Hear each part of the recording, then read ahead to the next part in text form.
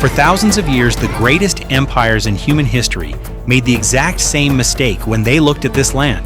They marched toward it with absolute confidence, believing that they were about to erase yet another civilization from the map, just as others had done before them.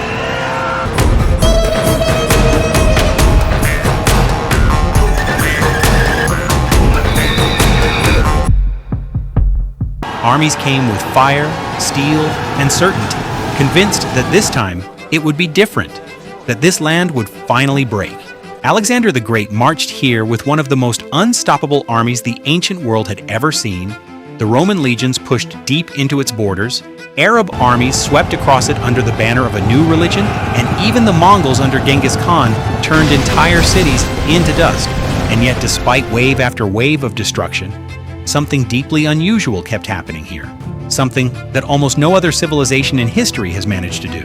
This land did not simply survive its conquerors, it transformed them, because most civilizations that faced repeated invasions eventually disappeared, dissolving into the cultures that replaced them, losing their language, their traditions, and ultimately their identity.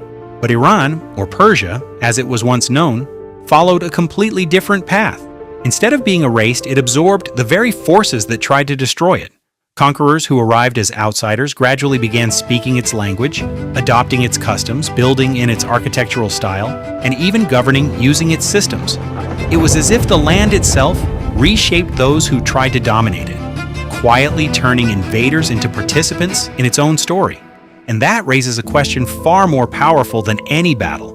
Not who conquered Iran, but why no one was ever able to truly destroy it. To understand this, we need to step far beyond modern politics and return to a time when this land was not reacting to the world but shaping it. Long before the rise of modern nations, long before global conflicts defined regions, this plateau was home to one of the earliest complex civilizations on Earth. While history often credits Mesopotamia and Egypt as the cradles of civilization, this perspective overlooks a crucial truth. The Iranian plateau was evolving alongside them, developing its own systems, its own culture, and its own identity. Archaeological discoveries have revealed settlements dating back thousands of years, proving that this region was not a peripheral player in history, but one of its earliest foundations. Over time, powerful states began to emerge here, including the ancient civilization of Elam, which stood as a major force in the region. These early societies laid the groundwork for something much larger, something that would eventually become one of the most influential empires in history. But the defining moment came with the arrival of Indo-Iranian tribes who brought with them a new identity, a new language, and a new worldview. These people called themselves Aryans, meaning noble, and referred to their land as the land of the Aryans, a phrase that would eventually evolve into the name we know today, Iran. What followed was not just the formation of a state, but the creation of a civilization built on ideas that would shape the way people understood the world itself. One of the most powerful of these ideas came in the form of a belief system that changed human thought forever: Zoroastrianism. Long before the emergence of major world religions, this philosophy introduced a radically different way of understanding existence.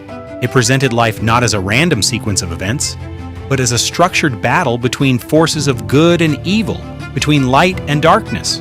More importantly, it introduced the concept that time itself was not cyclical, but linear, that the world had a beginning and it would have an end, culminating in a final judgment. This idea, which seems natural to us today, was revolutionary at the time and would go on to influence major religions that followed, including Judaism, Christianity, and Islam. In many ways, the way we think about time, morality, and destiny today can be traced back to ideas that emerged from this very land. But it was not just ideas that defined this civilization, it was also leadership. And no figure represents this better than Cyrus the Great. When Cyrus rose to power, he did something that almost no ruler before him had done. He redefined what it meant to conquer. Instead of ruling through fear and destruction, he chose a different path, one based on respect and integration. When he brought different regions under his control, he did not destroy their temples or force them to abandon their beliefs.